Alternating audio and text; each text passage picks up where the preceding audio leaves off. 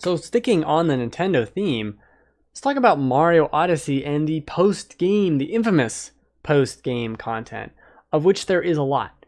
But I think that's a bit of a misnomer from a lot of, if you listen to anything from IGN, Kind of Funny, doesn't matter, GameSpot, doesn't matter. You're going to hear them say, like, oh, there's so much stuff that unlocks after you beat the game. And that's true. But I feel it's being a little hyperbolic because I beat the game with what, 400, close to 400 moons? You know, I unlocked the darkest side of the moon right away. I didn't need anything else.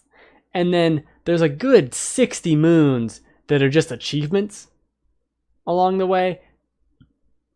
And not only that, I feel like I could have gone back earlier than I did and got a lot of these moons. So the point is, there's maybe a third of the game that's actual post-game with the blocks that open up new things. And I'm being mean because it's just as good as the main campaign, if not better in certain respects. A lot of these challenges are so... I'm dying. Good. They toy with the ideas that the main game had, but they take them further. It gets more difficult. It adds in Yoshi. Spoilers. Which I think was a fantastic addition. I've never liked Yoshi that much. This is best Yoshi. Hands down. He's still kind of a garbage monster, but best Yoshi. And it's only fitting that the best Yoshi is a Yoshi being controlled by Mario. And you know, not ridden by Mario, under the care... No. You are Mario Yoshi. Moshi. And I particularly enjoyed it. A lot of these challenges you can find in the game, and then you do them again in the harder versions where they take away your hat.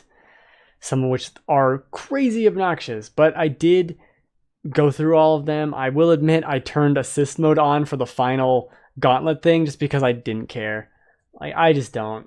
I'm not going to spend hours or even 30 minutes on something anymore. I just let me finish your stupid game. Why do you have to have the final level be so much harder than everything else? I get it's a challenge, but no, I don't care. I just don't care. It's the same thing that happened, and I brought this up because I streamed the end of it.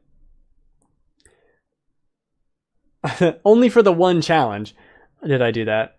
But it's Mario 3D World. To unlock the final challenge in that game, you had to finish each level with every character. So obviously I did it as Mario the first time through. So I went back through as Luigi, a Toad, Peach, and Rosalina. But I just played it as one person, got to the very end, and had a bunch of controllers around me, and pressed all the buttons on all the controllers to turn those characters on, and had them all, at the same time, jump to the flagpole. I did that for every single level in Mario 3D World, and my reward was a level so annoying that I tried it 3 times and just said, nah, I don't want to do this. That was my reward. Thanks, Nintendo. So I appreciate assist mode, seeing as I don't have a lot of time. I do not want to sit there and do all this. So the final level is really cool, but it's, I don't know, kind of unnecessary. The rest of the game, man, it's all about the journey and seeing how you got there, and all these optional stars, all these Koopa races, which I didn't do till the end game, I had a lot of fun with. It teaches you a lot of mechanics that you didn't have at the beginning. And it's rare to have a game have so much content. I know I criticized it for having a lot of stuff. I didn't like the final. Yeah, I liked it. And once I turned it on assist mode, I know I criticized it for not having a ton of post-game content, as people are saying, but it does have a lot. Considering, I guess it could be viewed as the stuff that the game doesn't require you to do is 80% of the game. Like, you can beat Bowser and have 700 plus moons to still get, like, some crazy high number, probably like 650 you still need to get. And there are so many everywhere, all over the damn place. And I love finding them. Even hours and hours and hours and hours into the game. Now, it does get a little obnoxious when you're trying to find these puzzle clues and you're using the parrot to give you clues. that's a little not great. It's really vague, and you can use amiibo, of which I have too many, to kind of like, hey, give me the actual, give me some deets on this, man. I don't need these weird things. But I loved how every single door had an optional moon in it. Once you beat the game, the hat boy, Cappy, the hat boy, he starts telling you, oh, we've been here before, but I think there's a moon. Or there's no moons, but I think there's purple coins. Like, that's really cool. I loved finding all the purple coins. I did, again, I don't got time for all this. So I got a Bowser amiibo. I don't even remember buying it, but I got a Bowser amiibo. So a couple of the coins I did, it's like, I don't care. Tell me where they are. And I think that's fun and that's fine. That's an example of difficulty that's appropriate.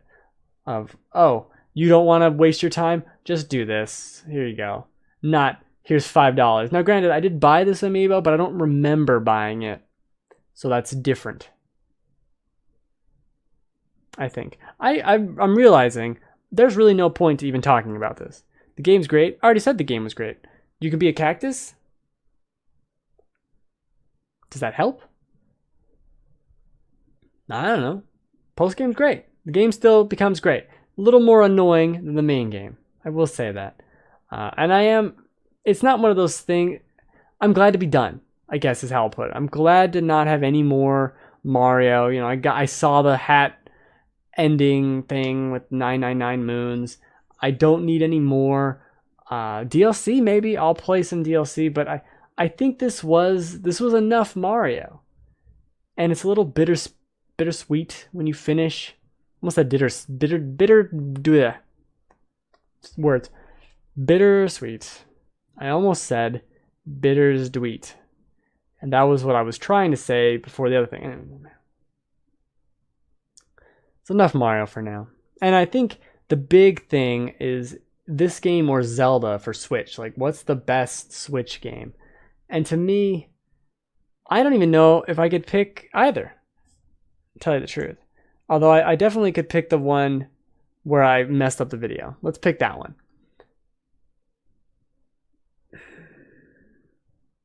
Don't put me on the spot. I think Mario. I think it's Mario, but I think you should play Zelda. Zelda's probably too big. It is too big, man. I played the game for a month and it's like 120 hours. If you want to try and do most things. I didn't do everything. I basically did everything except for the Korok seeds. But for something like this, oh yeah, you are the bigger Mario fan. I'm the bigger Zelda fan. That's true.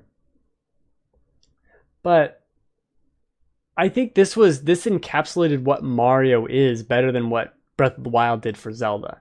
This is exactly what I'd want from a Mario game, and it did creative, fun, awesome things with it, with the capture abilities and with how it kind of changed things up, like I was saying, with 2 moons in every secret corridor, having all those secret corridors everywhere, having moons everywhere, giving you that reward constantly.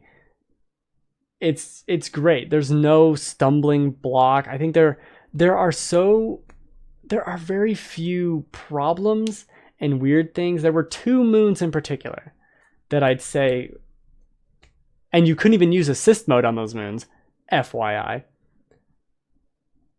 But there were 2 moons in particular I almost quit, almost gave up on them. They were on the moon, the darker side, the dark side, one of the sides of the moon that I almost gave up on because it's just obnoxious and annoying. But besides that, like 2 levels out of 800 weird challenges that I can even remember being obnoxious, they do a phenomenal job of balance and keeping the difficulty like level and ramping and not obnoxious and crazy. Sorry, Mario Rabbids, with your stupid difficulty spikes.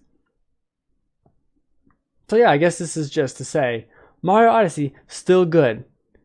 You can go and play it, and even if you have to use a guide and look up, where's this painting telling me to do? Still a ton of fun. Still a total blast. I do think it's a bit stupid how kind of slow the teleporting is. And like, oh, throw the moons in. Do you want to teleport? Yes. Here's a menu. Oh my gosh. Which moons were they? Oh, they were the ones on the Dark Moon the one where they were both no cap moons. Wait. Well, one of them. Well, at least one of them was a no cap moon where the bullet bills are flying to hit the stuff.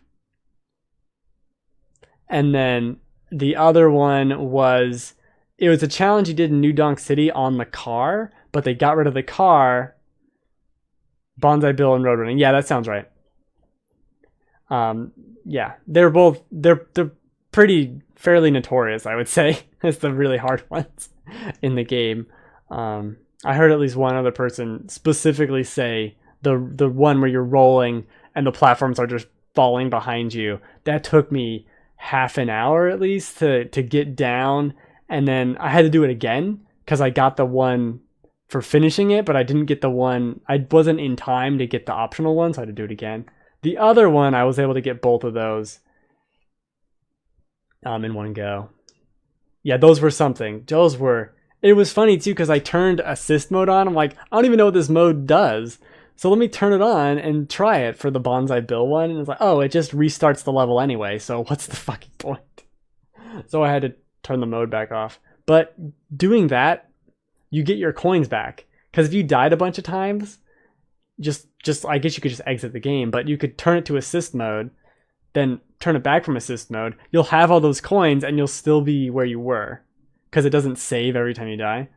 So if you're losing coins, that's a pro tip. Yeah, I don't know if anyone wanted a pro tip, but there you go. There's your pro tip. But that's it. I think that's it for Mario Odyssey. Great game. Really good game. There's a lot of great games this year, and I want to start kind of going back and playing some of the other ones I played earlier in the year. That's why I'm excited for Resident Evil 7's DLC. I'm going to dip back into that.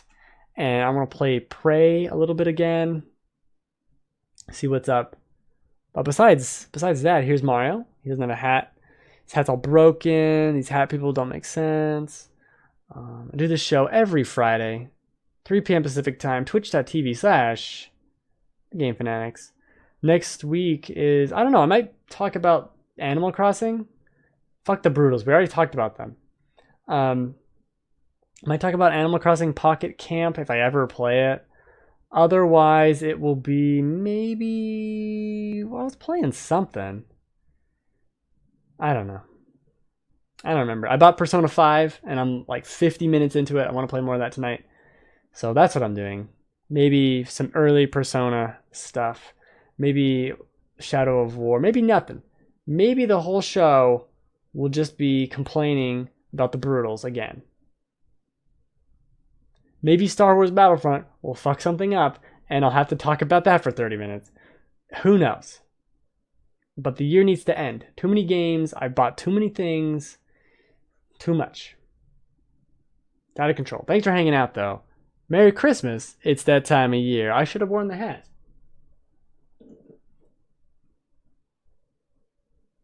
Hat. Oh my god, it's like fuzzies falling off of it everywhere. Never mind. No hat. Hat's over.